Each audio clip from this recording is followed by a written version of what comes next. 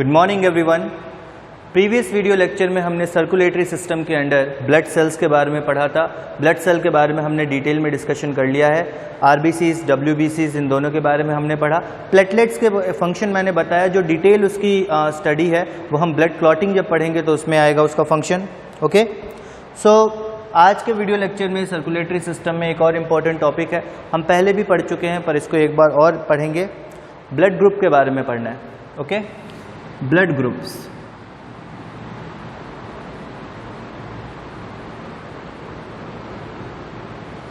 Important topic है, ज़्यादा मुश्किल नहीं है, कॉम्प्लिकेटेड नहीं है, पर अगर आप ठीक से ध्यान नहीं दोगे तो आपको ये कॉम्प्लिकेटेड लगने लगेगा।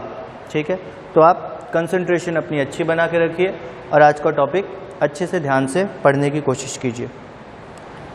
ब्लड ग्रुप की जब हम बात कर रहे हैं, दैट मीन्स कि यहाँ पे हम आरबीसीज के बारे में चर्चा करेंगे। रेड ब्लड सेल्स जो हैं उसके सरफेस पे, एरिथ्रोसाइट्स के सरफेस पे कई एंटीजेंस पाए जाते हैं जो कि जेनेटिकली डिटरमाइंड होते हैं। मतलब हमारा जो जीनोम है, हमारे जो सेल्स हैं वो उस एंटीजन को पहचानते हैं। ठीक है, तो वो जेनेटिकली डिटरमाइंड एंटीजन है जो आरबीसी के सेल्स पे या आरबीसी के सरफेस पे मौजूद रहते हैं। ओके, सो चूंकि ये एंटीजेंस ऑलरेडी प्रेजेंट हैं, इस कारण से इनके खिलाफ हमारे शरीर में एंटीबॉडीज़ डेवलप नहीं होती, क्योंकि ये जेनेटिकली डिटरमाइंड है। इनको हमारा शरीर पहचानता है और हमारे शरीर के लिए नुकसानदेह नहीं है। ठीक है, so the surface of erythrocytes have some genetically determined antigens. ये आप लिख लो,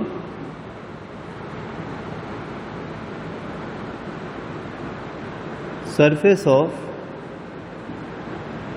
erythrocytes, that means RBC, contains genetically determined antigens.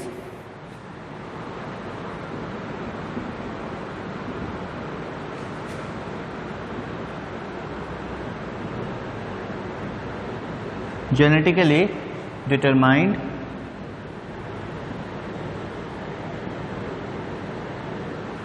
Antigens, यहीं पे आ जाएगा।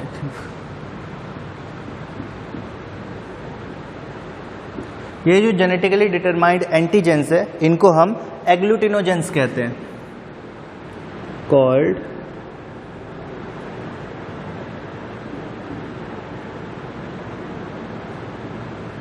एग्लूटिनोजेंस। ठीक है, ये जेनेटिकली डिटरमाइंड एंटीजेंस जो हैं इन्हें हम एग्लूटिनोजेंस कहते हैं। ब्लड ग्रुप के बारे में पढ़ना है, आप सभी को पता है। ब्लड ग्रुप जब हम पढ़ते हैं तो blood group A, blood group B, blood group O, blood group A B, ये 4 ब्लड ग्रुप पढ़ते हैं। और हम RH फैक्टर की बात करें तो पॉजिटिव और नेगेटिव हो जाता है। तो total blood group A positive, A negative, B positive, B negative, O positive, O negative, A B positive, A B negative, ये टोटल 8 ब्लड ग्रुप्स जो हैं वो हम जानते हैं। ठीक है, ब्लड ग्रुप के साथ साथ RH फैक्टर का सिस्टम भी हम पढ़ेंगे। अब यहाँ पे हम एक चीज़ देखते हैं, ब्लड ग्रुप किस तरह से डिटरमाइंड होगा ये सब हम पता करेंगे। पहले सबसे पहले ब्लड ग्रुप सिस्टम्स कौन कौन से हैं।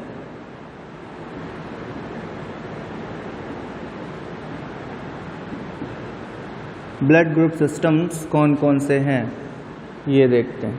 अब जो ABO ब्लड ग्रुप है ये एक ब्लड ग्रुप सिस्टम है। ठीक है, बहुत सारे ब्लड ग्रुप सिस्टम हमारे शरीर में, हमारे आरबीसी पे मौजूद है। उनमें से एक सिस्टम है ABO ब्लड ग्रुप सिस्टम।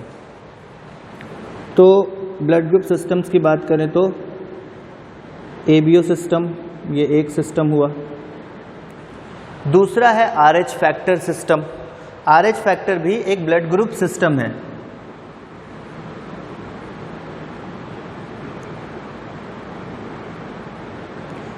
हमें नॉर्मली ये 2 ही पता रहते हैं। हमें लगता है कि हमारे आरबीसी में यही 2 एंटीजेंस मौजूद रहता है। अभी तो एंटीजन एंटीबॉडी का कॉन्सेप्ट भी आपको समझ में आएगा इसी वीडियो लेक्चर में। ठीक है, उसके अलावा भी हमारे शरीर में, हमारे आरबीसीज पे और भी अलग अलग प्रकार के ब्लड ग्रुप सिस्टम मौजूद रहते हैं। उनके नाम आप लिख लो। एक है केल सिस्टम, एक है डफी सिस्टम,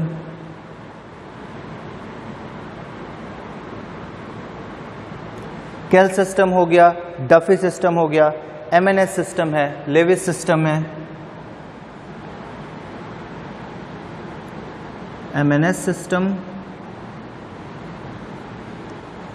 फिर है Lewis system,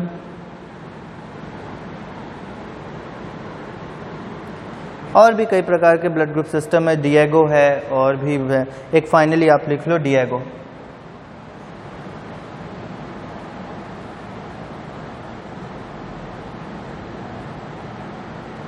Diego system, okay. So ये different type of blood group system जो है वो हमारे सेल्स में, वो हमारे आरबीसीज पे मौजूद है, आरबीसी के सरफेस पे मौजूद है, ठीक है। बट इसमें से हम सिर्फ दो ही क्यों जानते हैं, एबीओ सिस्टम, आरएस सिस्टम, और जो हमारा ब्लड ग्रुप है वो भी इन दो पे ही डिपेंड करता है, ऐसा क्यों? ठीक, तो हमारा जो एबीओ और आरएच फैक्टर सिस्टम है ये सबसे ज़्यादा क्लिनिकली रिकॉग्नाइज्ड है, ठीक है। ये क्लिनिकली रिकॉग्नाइज्ड इसलिए है क्योंकि इन दोनों का जो रिस्पॉन्स है एंटीबॉडी के अगेंस्ट, ठीक है, तो इनके एंटीजन जो है वो बहुत स्ट्रॉन्ग एग्लूटिनेशन रिस्पॉन्स क्रिएट करता है।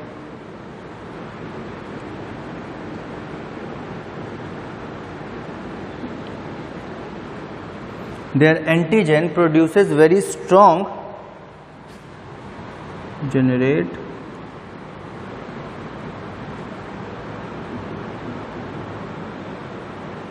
very strong agglutination response.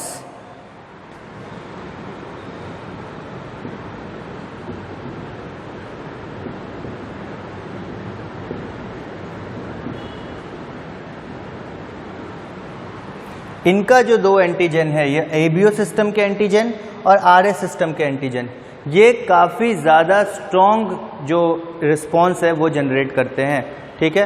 बाहर से कोई ब्लड चढ़ा दिया उसके प्रति भी जो रिस्पॉन्स है वो ज़्यादा यही जनरेट करेंगे। बाकी जो हैं केल, डफी, एमएनएस, ये सारे जो हैं ये क्यों नहीं इतना प्रभावित करते, क्योंकि एक तो इनका एग्लूटिनेशन रिस्पॉन्स बहुत स्लो होता है, ठीक है। अदर सिस्टम में जो है वीक रिस्पॉन्स होता है, और या फिर ये बहुत लो टेम्परेचर पे फंक्शन करते हैं। So function at very low temperature, ये सिर्फ लो टेम्परेचर पे फंक्शन कर सकते हैं, बट हमारा शरीर का टेम्परेचर तो मेंटेन रहता है, कांस्टेंट रहता है, इस कारण से ये जो है एक्टिवेट नहीं हो पाते हैं, किसी भी प्रकार का रिस्पॉन्स जो है जनरेट नहीं कर पाते, ओके। अब इसके आगे हम देखते हैं नेक्स्ट ब्लड ग्रुप्स के बारे में।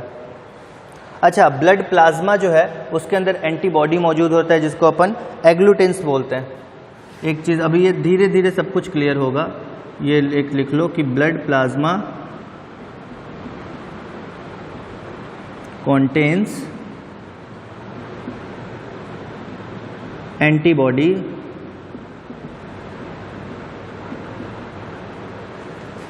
called agglutins। ब्लड प्लाज्मा में एंटीबॉडी मौजूद होता है जिसको अपन एग्लूटिन्स बोलते हैं, ठीक है। अब इसको अपन देखते हैं कि ब्लड ग्रुप कैसे हम देखते हैं, ब्लड ग्रुप कैसे फाइंड आउट करते हैं, कैसे पता चले किसका कौन सा ब्लड ग्रुप है एंटीजन एंटीबॉडी से डिटरमाइन करके। अगर हमें ये पता हो कौन सा एंटीजन मौजूद है ब्लड सेल पे और कौन सा एंटीबॉडी प्रेजेंट है ब्लड प्लाज्मा में, तो हम बता सकते हैं कि कौन सा ब्लड ग्रुप होगा, ओके। आई होप ये लिख लिया होगा आपने, मैं मिटा रहा हूँ इसको। मुश्किल नहीं है, बस बहुत आसान है, इसको एक बार समझने की ज़रूरत है। एक बार आप समझ जाओगे फिर आप कभी नहीं भूलोगे, और याद नहीं करना है, समझना है। ये भी आप देख लो कि आप समझ जाओ, इसको याद करने जाओगे तब तो भूल ही जाओगे, बट समझने जाओगे तो कभी नहीं भूलोगे, खुद फाइंड आउट कर सकते हो। ब्लड ग्रुप के बारे में अगर अपन बात करें तो नॉर्मली ब्लड ग्रुप कौन कौन से हैं हमारे पास? 4 ब्लड ग्रुप हैं, पॉजिटिव नेगेटिव ले लो तो 8 ब्लड ग्रुप है, ठीक है। एक चार्ट बनाते हैं अपन, उसमें सबसे पहला पॉइंट रखते हैं कि ब्लड ग्रुप कौन सा है, ठीक है। ब्लड ग्रुप के बाद अपन देखेंगे कि आरबीसी के ऊपर एंटीजन कौन सा होगा।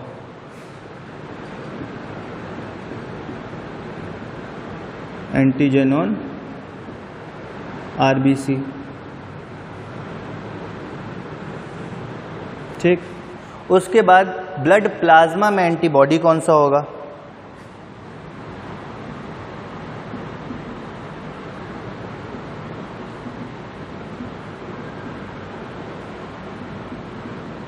Antibody in blood plasma.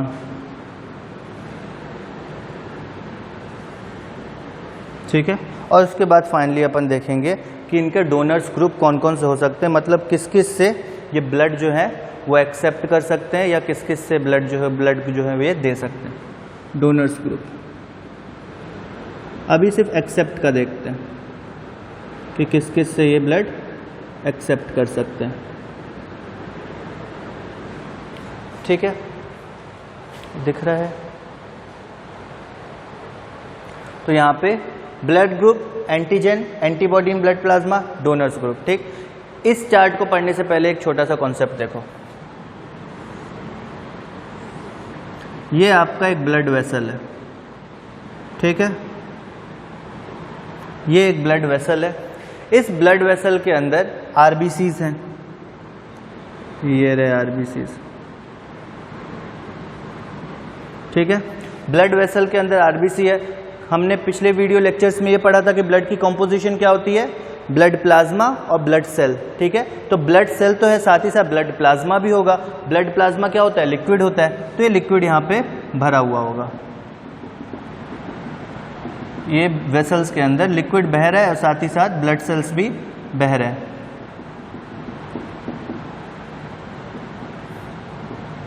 तो अभी अभी हमने ये देखा और ये पढ़ा कि ब्लड सेल जो है आरबीसी के ऊपर एंटीजन मौजूद होंगे और ब्लड प्लाज्मा के अंदर एंटीबॉडी मौजूद होंगे। ठीक है, ये आप याद कर लो। आरबीसी के अंदर एंटीजन मौजूद होंगे, आरबीसी के सरफेस पे एंटीजन मौजूद होंगे और ब्लड प्लाज्मा के अंदर एंटीबॉडी मौजूद होंगे।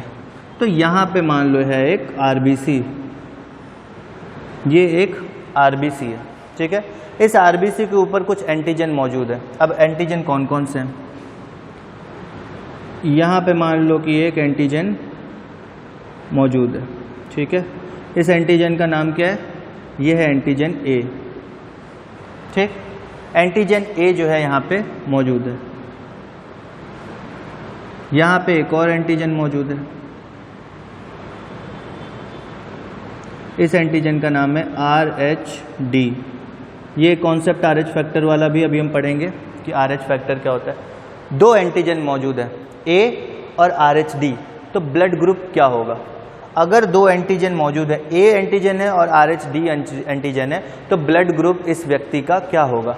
क्योंकि A है तो ब्लड ग्रुप तो A होगा, A है इस कारण से ब्लड ग्रुप A होगा। और RH-D मौजूद है, दैट मीन्स कि RH पॉजिटिव है, तो यहाँ पे ये ब्लड ग्रुप जो होगा वो A पॉजिटिव हो जाएगा। अगर ये RH-D नहीं होता तो ये A नेगेटिव हो जाता। अब यही यहाँ पे RBC है, ये वाला। ठीक है, A पॉजिटिव, इसका ब्लड ग्रुप क्या है? A पॉजिटिव है। तो दूसरा RBC है, ये भी A पॉजिटिव होगा। जाहिर सी बात है, एक ही ब्लड वेसल में एक ही तरह के RBCs आएंगे ना। ठीक है, तो A पॉजिटिव वाला ये ब्लड है। अब यहाँ पे चूंकि RBC के ऊपर A एंटीजन है और RH-D एंटीजन है, दो एंटीजन हो गए।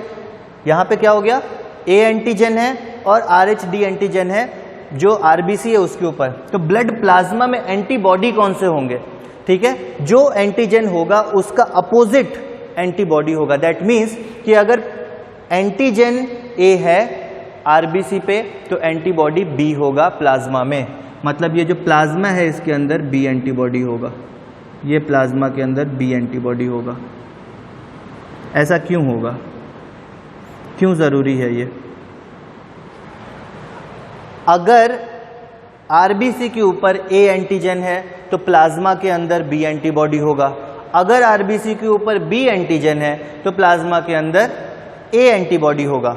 अगर RBC के ऊपर AB एंटीजन है तो प्लाज्मा के ऊपर प्लाज्मा में कोई एंटीबॉडी नहीं होगा।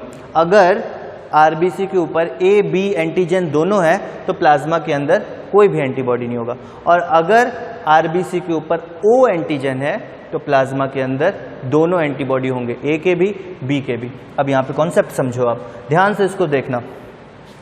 हमारे पास ब्लड वेसल है, ब्लड वेसल के अंदर आरबीसी है, आरबीसी ए ग्रुप का है, ए पॉजिटिव है। चूंकि वो ए पॉजिटिव है इस कारण से बी का एंटीबॉडी जो है उस ब्लड वेसल में रहेगा। अब इससे क्या होगा, इसी कारण से हम किसी और का ब्लड जो है नहीं चढ़ा सकते किसी और को, किसी और ब्लड ग्रुप का जो ब्लड है वो हम किसी और ब्लड ग्रुप को नहीं चढ़ा सकते, क्योंकि ये जो व्यक्ति है इसका ब्लड ग्रुप है ए पॉजिटिव। मान लो इसको चढ़ा दिया गया B blood group, B positive चढ़ाया जा रहा है, बी पॉजिटिव चढ़ाया जाएगा तो क्या होगा, जैसे ही बी ब्लड ग्रुप शरीर के अंदर आएगा तो शरीर के अंदर पहले से ब्लड वेसल में क्या है, बी के लिए एंटीबॉडी है, बी के लिए एंटीबॉडी है, और ये बी एंटीजन आया। तो पहले से एंटीबॉडी मौजूद है, तो एंटीबॉडी का काम क्या होता है, एंटीजन को डिस्ट्रॉय करना। तो ये एंटीबॉडी जो है इस एंटीजन को डिस्ट्रॉय कर देगा। जैसे ही एंटीजन को डिस्ट्रॉय कर देगा हीमोलाइसिस होगा, ब्लड टूटने लगेगा, ब्लड सेल खत्म होने लगेंगे, ब्लड का लॉस होने लगेगा। ठीक है, तो ये चीज याद रखना, आरबीसी का लॉस होगा, आरबीसी का लॉस होगा तो क्या होगा, हीमोग्लोबिन का ट्रांसपोर्ट नहीं हो पाएगा, हीमोग्लोबिन का ट्रांसपोर्ट नहीं हो पाएगा, ऑक्सीजन की कमी होगी, ये सारी चीजें। ठीक है, तो एक चीज हमेशा याद रखना, जिसका ब्लड ग्रुप, जैसे मेरा ब्लड ग्रुप ए पॉजिटिव है तो मेरे ब्लड प्लाज्मा में बी एंटीजन होगा। अगर आपका ब्लड ग्रुप बी पॉजिटिव है आपके प्लाज्मा में ए एंटीबॉडी होगा। अगर आपका blood group A B positive है आपके प्लाज्मा के अंदर कोई भी एंटीबॉडी नहीं होगा। अगर आपका ब्लड ग्रुप ओ पॉजिटिव है आपके प्लाज्मा के अंदर ए और बी दोनों एंटीबॉडी होंगे। ये तो बात थी पॉजिटिव की। नेगेटिव का क्या, अगर ये RH-D नहीं होता, यहाँ पे सिर्फ ए होता तो ये क्या हो जाता, ए नेगेटिव। ठीक है, ये हो जाता क्या, ए नेगेटिव। अब ए नेगेटिव के ब्लड प्लाज्मा में क्या होता, अब मान लो कि ये जो है इसका ब्लड ग्रुप जो है ए नेगेटिव है, तो हमेशा याद रखना ABO ये एक अलग सिस्टम है, ब्लड ग्रुप सिस्टम, और RH फैक्टर मतलब पॉजिटिव नेगेटिव ये एक कंप्लीट अलग सिस्टम है। ठीक है, तो ABO सिस्टम अलग है, पॉजिटिव नेगेटिव वाला जो RH फैक्टर सिस्टम है वो अलग है। तो A अगर यहाँ पे मौजूद है तो ब्लड प्लाज्मा में B एंटीबॉडी होना निश्चित है, तो B एंटीबॉडी तो होगा। पर चूंकि एंटीजन जो है RH मौजूद नहीं है, मतलब ये जो भी पर्सन है वो A नेगेटिव का है, मतलब ये नेगेटिव ब्लड ग्रुप है, इसके पास RH-D एंटीजन नहीं है। तो RH-D एंटीजन अगर ब्लड सेल के ऊपर नहीं है तो वो ब्लड प्लाज्मा में उसका एंटीबॉडी मौजूद रहेगा। तो यहाँ पे ब्लड प्लाज्मा में A पॉजिटिव नहीं है, अब ये A नेगेटिव हो गया, अब ये क्या हो गया, A नेगेटिव हो गया। तो प्लाज्मा के अंदर क्या मौजूद रहेगा, RH-D का एंटीबॉडी मौजूद रहेगा, RH-D का एंटीबॉडी मौजूद रहेगा। दैट मीन्स कि अगर कोई व्यक्ति नेगेटिव ब्लड ग्रुप का है उसको कभी भी पॉजिटिव ब्लड ग्रुप नहीं चढ़ सकता। अगर कोई व्यक्ति A नेगेटिव है तो उसको A पॉजिटिव ब्लड ग्रुप नहीं चढ़ पाएगा। No, not possible. Why not possible? Because इसके पास RH फैक्टर नहीं है, इसके पास RH फैक्टर है। अगर ये RH फैक्टर वाला ब्लड ग्रुप बिना RH फैक्टर वाले ब्लड ग्रुप में ट्रांसफर किया जाएगा तो इसके अंदर जो RH फैक्टर की एंटीबॉडी है वो उसको डिस्ट्रॉय कर देगा, वापस सेम कंडीशन, क्रिटिकल कंडीशन आ जाएगी, डेथ के इश्यू हो सकते हैं। ठीक है, तो ये कॉन्सेप्ट समझ में आया। आसान कॉन्सेप्ट है पर ध्यान दोगे तभी समझ पाओगे। अब उसी पे बेस्ड अपन ये चार्ट प्रिपेयर करते हैं, इसी पे बेस्ड हम चार्ट प्रिपेयर करते हैं। यहाँ पे क्या क्या है, सबसे पहले ब्लड ग्रुप ए बी और ओ ये लिख लेते हैं। ए ब्लड ग्रुप है, बी ब्लड ग्रुप है, ए बी ब्लड ग्रुप है, ओ ब्लड ग्रुप है। एंटीजन क्या होगा आरबीसी के ऊपर, अगर ब्लड ग्रुप ए है तो एंटीजन क्या होगा, ए होगा। अगर ब्लड ग्रुप बी है तो एंटीजन क्या होगा, बी होगा। अगर ब्लड ग्रुप ए बी है तो एंटीजन क्या होगा, ए और बी दोनों होगा। अगर ब्लड ग्रुप ओ है तो एंटीजन क्या होगा, कोई भी एंटीजन नहीं होगा। ब्लड ग्रुप अगर ओ है तो कोई भी एंटीजन नहीं होगा। ओ का मतलब होता है नल, ओ का मतलब होता है जीरो, कुछ भी नहीं। ठीक है, उसको ओ बोलते हैं। तो एंटीजन जो है आरबीसी के ऊपर कोई भी नहीं होगा।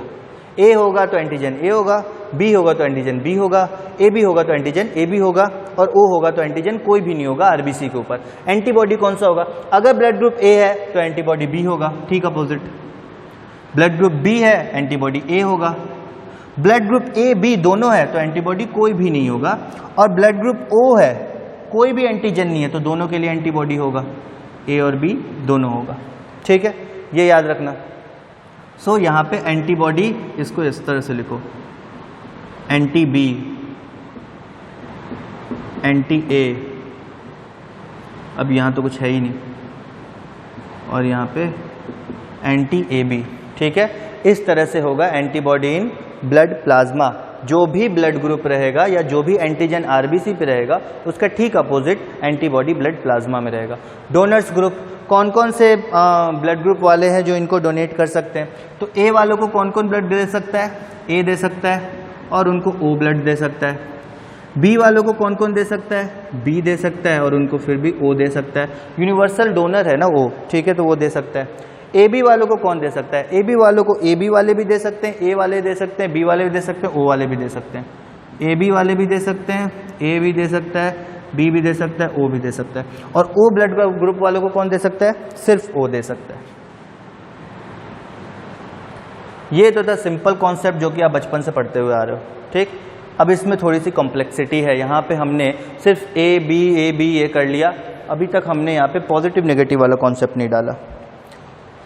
क्या, जैसे हम बोलते हैं ना कि ए बी यूनिवर्सल एक्सेप्टर है, हाँ, ए बी यूनिवर्सल एक्सेप्टर है, मतलब ए बी किसी से भी ब्लड ले सकता है। क्या ये बात सही है? बिल्कुल भी नहीं। ए बी सबसे ब्लड नहीं ले सकता, ए बी पॉजिटिव सबसे ब्लड ले सकता है।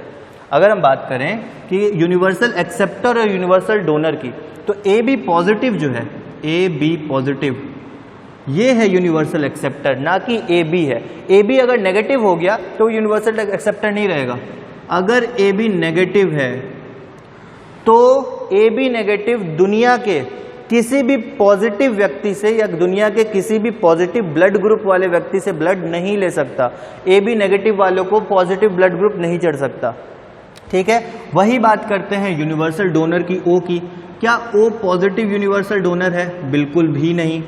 ओ पॉजिटिव यूनिवर्सल डोनर क्यों नहीं होगा? क्योंकि किसी भी नेगेटिव ब्लड ग्रुप वाले व्यक्ति को ओ पॉजिटिव चढ़ ही नहीं सकता, क्योंकि इसके पास आरएच फैक्टर है ना, पॉजिटिव है, आरएच फैक्टर है। और जो अगर नेगेटिव वाला होगा उसके पास आरएच फैक्टर नहीं होगा, दैट मीन्स उसके प्लाज्मा में आरएच फैक्टर की एंटीबॉडी होगी। इस कारण से ओ पॉजिटिव सबको नहीं चढ़ाया जा सकता, पर हाँ ओ नेगेटिव जो है वो सभी को चढ़ाया जा सकता है। सो यूनिवर्सल एक्सेप्टर की बात करेंगे तो अपन ए बी पॉजिटिव बोलेंगे, यूनिवर्सल डोनर की बात करेंगे तो ओ नेगेटिव बोलेंगे। अगर आपके ऑप्शन में ए बी ओ और ए बी और ओ आता है तब तो आप ए बी को यूनिवर्सल एक्सेप्टर और ओ को यूनिवर्सल डोनर रखेंगे। बट अगर आपके ऑप्शन में ए बी पॉजिटिव आता है, ए बी नेगेटिव आता है और उसमें पूछा जाता है कि यूनिवर्सल एक्सेप्टर कौन है, तो A B positive universal acceptor है, ए बी नेगेटिव नहीं होगा। ओके, सो ये कॉन्सेप्ट था आपका ब्लड ग्रुप का, एबीओ सिस्टम का, ठीक है। थोड़ा सा अपन पढ़ लेते हैं अब आरएच फैक्टर के बारे में। अच्छा, एक चीज और, एबीओ ग्रुप जो है ना उसका जीन जो है वो क्रोमोसोम नंबर 9 पे प्रेजेंट होता है, ठीक है। एबीओ सिस्टम का, ये एबीओ ग्रुप का जो जीन है वो क्रोमोसोम नंबर 9 पे मौजूद रहता है। Gene for ABO group, ABO group का जो जीन है आर प्रेजेंट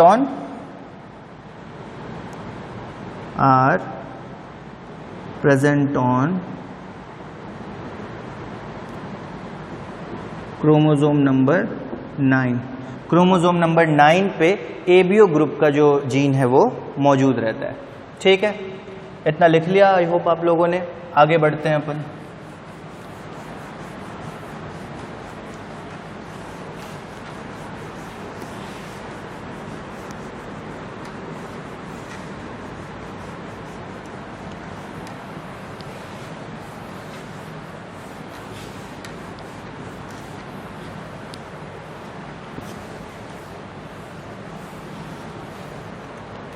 अब बात करते हैं अपन आरएच फैक्टर सिस्टम की।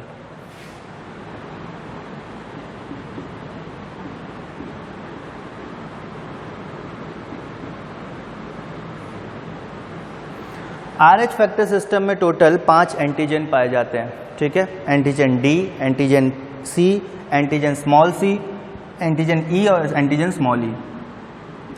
तो जो एंटीजेंस पाए जाते हैं आरएच फैक्टर सिस्टम में, एंटीजन डी, सी, स्मॉल सी, ई, स्मॉल ई, ये एंटीजेंस पाए जाते हैं, जिसमें एंटीजन आरएच डी जो है ये डी ही डिटरमाइन करता है कि पॉजिटिव होगा या नेगेटिव होगा। अगर डी प्रेजेंट है तो ब्लड ग्रुप पॉजिटिव होगा, डी एब्सेंट है ब्लड ग्रुप नेगेटिव होगा।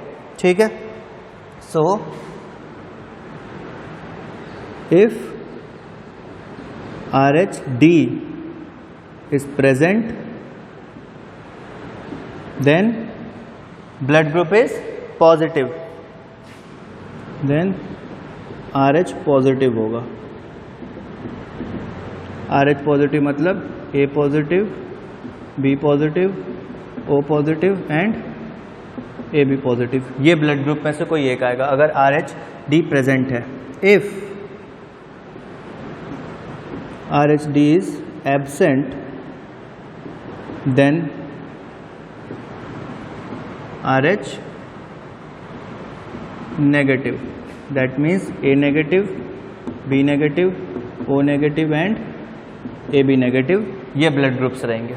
ठीक है, RH D अगर मौजूद रहता है तो A positive, B positive, O positive, AB positive. RH D अगर एब्सेंट रहता है तो A negative, B negative, O negative, AB negative. सिर्फ RH D की बात हो रही है, ये जो चार हैं इनकी कोई बात नहीं हो रही। ठीक है, सो RH D के प्रेजेंट या एब्सेंस से पता चलता है कि पर्सन का ब्लड ग्रुप पॉजिटिव है या नेगेटिव है।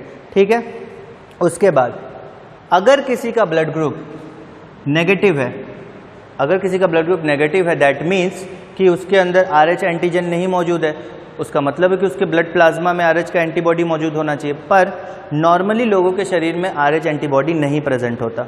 ठीक है, जो ब्लड प्लाज्मा है उसमें RH एंटीबॉडी नहीं प्रेजेंट होता। RH एंटीबॉडी कब आता है ब्लड प्लाज्मा में? अगर किसी व्यक्ति का ब्लड ग्रुप जो है RH नेगेटिव है, मतलब मान लो A नेगेटिव है। ठीक है, मतलब उसके ब्लड प्लाज्मा, मतलब उसका जो ब्लड सेल है, जो RBC है, उसके ऊपर RH का एंटीजन नहीं है। उसको अगर कोई पॉजिटिव ब्लड चढ़ा दिया गया जिसके अंदर RH एंटीजन है, तो फिर क्या होगा? उस समय एंटीबॉडी बनना स्टार्ट होगा। ठीक है, तो फर्स्ट टाइम अगर किसी नेगेटिव ब्लड ग्रुप वाले को पॉजिटिव ब्लड ग्रुप चढ़ता है, उस समय उसे ज़्यादा प्रॉब्लम्स नहीं होंगी, क्योंकि उसका शरीर जो है वो एंटीबॉडी उस समय प्रिपेयर करेगा। एक बार एंटीबॉडी प्रिपेयर हो गई, उसके बाद सेकेंड टाइम सेम अगर गलती होती है, सेकेंड टाइम अगर RH पॉजिटिव वाला ब्लड उस RH नेगेटिव वाले व्यक्ति के शरीर में जाता है, तो एंटीबॉडी ऑलरेडी बना हुआ है, एंटीबॉडी एंटीजन पे अटैक करेगा, उसको किल करेगा, एग्लूटिनेट करेगा और वहाँ पे प्रॉब्लम्स क्रिएट हो सकती हैं। ठीक है, तो ये आपको याद रखना है कि RH नेगेटिव वाले जो व्यक्ति होते हैं उनके अंदर RH का एंटीबॉडी ऑलरेडी नहीं मौजूद रहता है, तब बनता है जब उनको गलती से RH पॉजिटिव का ब्लड चढ़ जाता है। ठीक है, उसके बाद अगर अपन बात करें, एक और टाइप है, RH फैक्टर सिस्टम इतना ही है। ठीक है, एक और टाइप है RH फैक्टर सिस्टम के बाद एक ब्लड टाइप है जिसको अपन बोलते हैं गोल्डन ब्लड।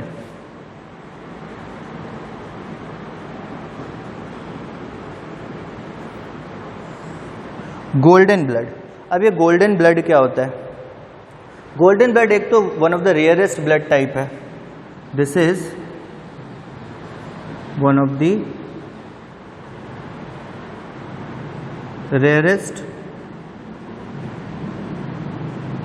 Blood type. ठीक है, so golden blood is one of the rarest blood type in the world because ये RH नल होता है, because it is RH null. RH null बोलने का मतलब उसके अंदर RH D भी नहीं, RH D का मतलब उसके अंदर RH का कोई भी एंटीजन नहीं मौजूद होगा, इन पांचों में से एक भी एंटीजन नहीं मौजूद होगा। इस कारण से ये RH नल होता है। RH D का प्रेजेंस और एब्सेंस से तो पॉजिटिव नेगेटिव होता है, बट अगर RH का एक भी एंटीजन ना मौजूद हो तो इसको गोल्डन ब्लड अपन बोलते हैं।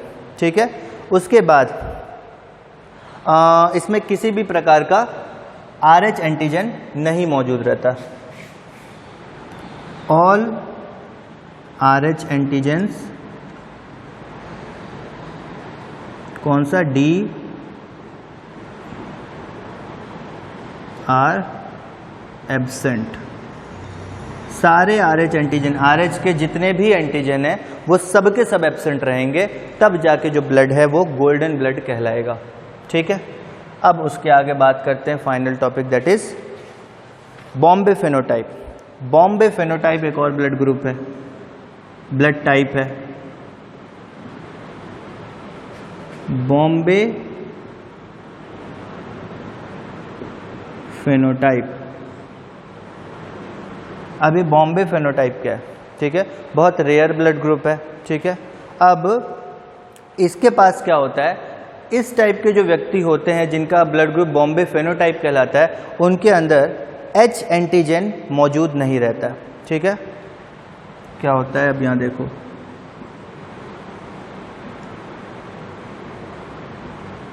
Does not contains H antigen. अब ये H एंटीजन नया नाम आ गया। दरअसल ये जो H एंटीजन है यही मॉडिफाई होता है और मॉडिफाई होके AB O ये सब बनाता है, ठीक है। So H antigen modify to form AB antigen, ठीक है।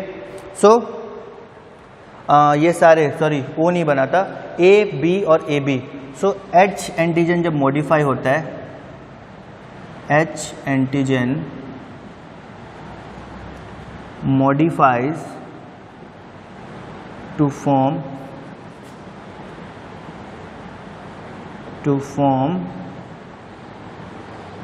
AB antigen. H एंटीजन जो है वो मॉडिफाई होता है, मॉडिफाई होके A B और AB एंटीजन बनाता है, ठीक है। O ब्लड ग्रुप में जो है मॉडिफाइड H मौजूद नहीं होता।